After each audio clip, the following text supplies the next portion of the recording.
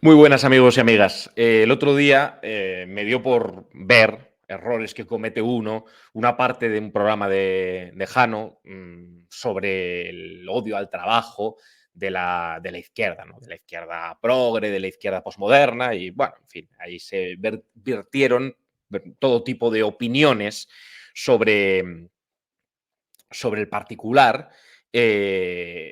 muy peculiares y muy curiosas, y me gustaría comentarlas brevemente. Y sobre todo, analizar qué pasa realmente con el trabajo, ¿no? Y si es verdad que el gran problema del trabajo son las leyes para vagos, presuntamente, que hace este gobierno, que está hablando de reducir la jornada de trabajo y vivir sin trabajar, ¿no? Generalizar esa cultura de vivir sin trabajar. Para empezar, la reducción de la jornada de trabajo, la redistribución del tiempo de trabajo no es una novedad que se invente este gobierno. Esto estaba en los programas socialdemócratas de media Europa en los años 90.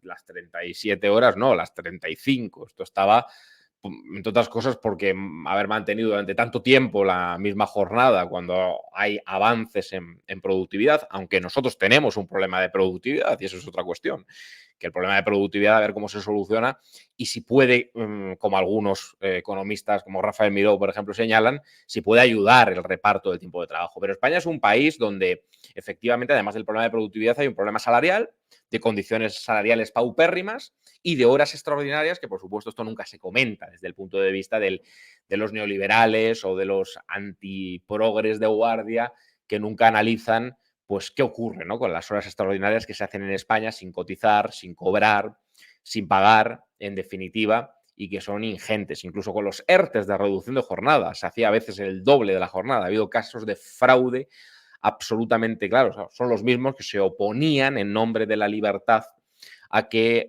hubiera un control de entrada y salida, un registro horario, ¿no? Esto era, a pesar de las múltiples denuncias ante la inspección de trabajo que existen, ¿no?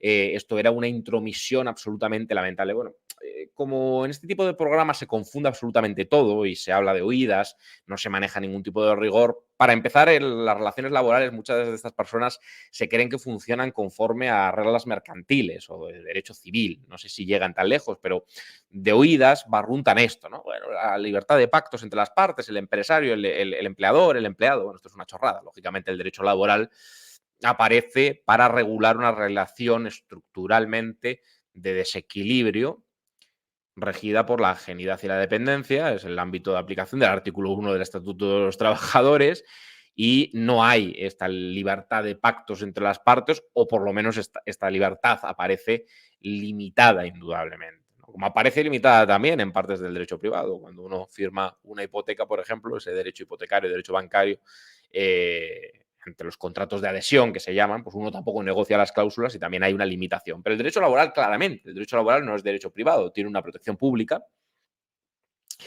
y tiene unas limitaciones y unas reglas que no son las de la autonomía de la voluntad de las partes. Este es el gran principio del derecho privado que defienden estas personas también para el derecho laboral, por supuesto, para generalizar condiciones de explotación, que por cierto ya están generalizadas, porque se ha socavado las relaciones laborales, generalizando pues, los falsos autónomos, todo lo que es la uberización de la economía.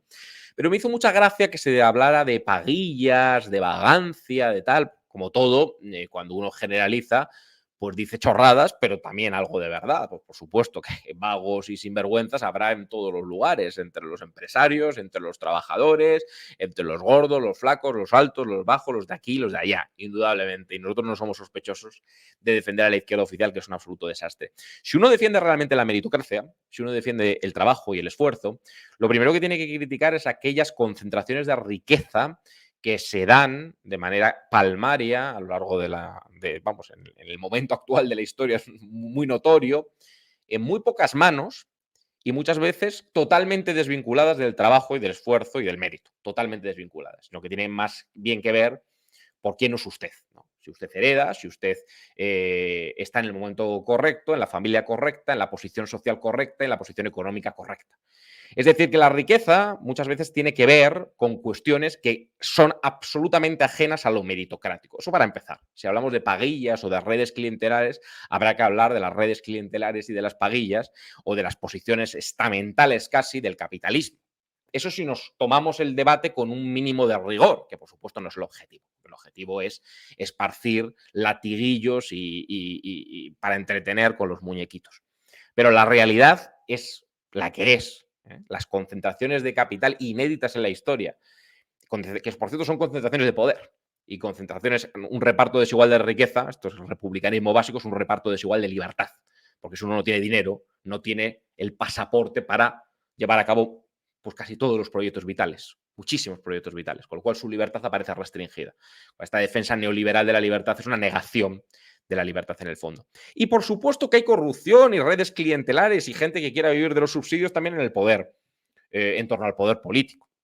Algunos de los que estaban ahí, por cierto, alguno de los que estaba ahí ha trabajado en el poder político. Es que me hace mucha gracia, no precisamente con oposiciones y con sistemas de mérito y capacidad, sino con el dedo político. Mucha gente que habla contra papá Estado monta másters de escuela austriaca en la universidad pública o terminan siendo viceconsejeros de Economía en la Comunidad de Madrid, puestos a dedo por el poder político. Aunque son anarcocapitalistas o minarquistas o seguidores de Milei o gente que quiere desmantelar el Estado. Hombre, si usted quiere desmantelar el Estado, ¿qué menos que renunciar coherentemente a un puesto de poder político? No, ellos lo que quieren es recortar la función pública, que por cierto la función pública no es que la gente quiera ser funcionario por una mentalidad servil, sino porque se ha dado cuenta que el único lugar donde se respetan mal que bien los derechos laborales es ahí, por desgracia. Tenemos un problemón con el sector privado. Un sector privado, por cierto, se hablaba del desprecio al trabajo, ¿no? Y no digo yo que una izquierda posmoderna no tenga una cierta confusión en casi todo. La hemos criticado nosotros los primeros y creo que de manera bastante pionera. Aquellos que no entienden la relación conflicto capital-trabajo, la relación entre el capital y el trabajo, que consideran que los análisis de clase social están caducados, que hablan de género, que hablan de raza, que se postran ante los nacionalismos, que aceptan toda la superchería irracional y que desde luego pues tienen un cierto desprecio seguramente. Pero había alguna otra posición más de corte tradicionalista, espiritualista, que apelaba a la esencia última del trabajo, ¿no? Y a una relación, a una relación íntima del trabajador, de la dignidad del trabajador. Mira, la dignidad del trabajador, por supuesto, hay que defenderla. De la mejor manera que hay que defenderla es respetando sus derechos, pagando bien al trabajador, dotando de medios a la inspección de trabajo, renovando los equipos de protección que muchas veces en muchas empresas, y lo dice un abogado laboralista con experiencia, muchas veces están caducados y no se renuevan, poniendo coto a todos los fraudes laborales que hay de manera ingente. A partir de ahí, uno no hace falta que esté enamorado de su trabajo ni que tenga una relación simbiótica con la esencia íntima del trabajo. No sé bien lo que es eso. Indudablemente, pues es mejor estar motivado que no motivado en el trabajo. Y muchas veces es un lujo y un privilegio que te encante el trabajo que haces. Y mucha gente no puede trabajar en aquello que le encanta. Ahora bien, a uno le puede encantar algunas partes de su trabajo y otras no. Parece razonable. Lo que parece un poco raro es que mucha gente que no sabemos bien de qué trabaja, o no está muy claro, ¿no? Trabaja de pontificar desde un altavoz mediático para decir cosas muy extrañas, que son realmente entretenimiento, que yo no digo ni niego que eso sea un trabajo, pero nos diga que el barrendero, que el electricista o que el obrero y tal, tienen que tener una relación íntima de compromiso con el trabajo porque el trabajo dignifica. Bueno, muy bien, fenomenal. Yo no voy a reivindicar aquí lo de Paul Lafargue, el derecho a la pereza, ¿no? No se trata de eso. Pero indudablemente sí la dignidad de las personas. Y un proyecto, en el fondo, de autonomía y de autorrealización, no de servidumbre. Porque muchas veces lo que encubren estos discursos, tanto neoliberales como tradicionalistas, que hacen una extraña pinza reivindicando que el trabajador tiene que emparentar con la esencia de su trabajo, es decir, bueno, es que un periodista, un freelance, un abogado, un profesional liberal, esto de los horarios, esto de los derechos, esto de las vacaciones, son exageraciones porque realmente hay que estar siempre activo, siempre detrás de la noticia, siempre al servicio del cliente, porque si no, al final no se hace bien el trabajo. Y esto lo que significa, toda esta chatarra ideológica, toda esta chatarra metafísica, lo que sirve es para que una serie de golfos, que por supuesto tienen controlan la producción y tienen capital, no todos los que lo tienen son golfos, pero una serie de personas que tienen ese capital y sí son indudablemente golfos, que buscan su interés y su rentabilidad económica privada pasando por encima de los derechos de cualquiera, pues toda esta gente construye el discurso de sudar la camiseta, de que la empresa es una prolongación de la familia. Oiga, mire, la empresa no es una prolongación de la familia, ni usted tiene que necesariamente estar enamorado de todo lo que hace. Eso no significa que usted tenga que no cumplir sus obligaciones como empleado, como trabajador. Indudablemente tiene que cumplirlas. Pero no me cuente usted un cuento, ni me diga que no conoce a nadie que haya triunfado si no trabaja 80 horas o el doble. No, no, no. No blanquee usted, no blanqueen ustedes la explotación laboral, que es lo que caracteriza a nuestro mercado de trabajo. Los sueldos paupérrimos. Y quien diga esto no desprecia el trabajo, incluso lo reivindica, pero reivindica un trabajo digno y un trabajo con derechos, que ese es el gran debate. ¿Qué está pasando en el mundo del trabajo? ¿Por qué el mundo del trabajo está siendo sustituido por falsos autónomos? Por grandes empresas y plataformas, detrás de las cuales hay mucha gente, por cierto, que no trabaja nada y que tiene el capital y el poder económico. Y las concentraciones de capital en pocas manos como nunca antes se dieron. Y por cierto, no necesariamente ligadas ni al mérito ni al esfuerzo, sino muchas veces a la posición social. Y otras veces a complejos procesos de innovación y emprendimiento público-privados, detrás de los cuales está pues, la industria militar y los estados. Y los estados, no los mercados ni los garajes de los emprendedores, sino los estados. Con lo cual, si somos medianamente serios en la aproximación a esto, critiquemos lo que tengamos que criticar de Yolanda Díaz, pero no ridiculicemos una propuesta de redistribución del tiempo de trabajo, de reparto de la jornada laboral, que para empezar y para hacerla efectivamente lo que hay que hacer, y lo hemos dicho desde el principio, es menos cacareo y más medidas efectivas. Más medios a los inspectores de trabajo y de seguridad social, cumplir con el ratio de inspectores por trabajadores, que en España es lamentable y totalmente insuficiente, no desmontar, por supuesto, la inspección de trabajo en pequeños reinos de taifas e indudablemente controlar el fraude laboral y controlar el registro horario y meter mano a los problemas que está habiendo con los fijos discontinuos o con los eventuales por circunstancias de la producción, como antes ocurría con los contratos por hora y servicio. Pero claro, de muchos de estos señores que realmente cuando había un contrato por hora y servicio en fraude de ley, algunos de ellos decían, no, bueno, es que es el mercado, amigos.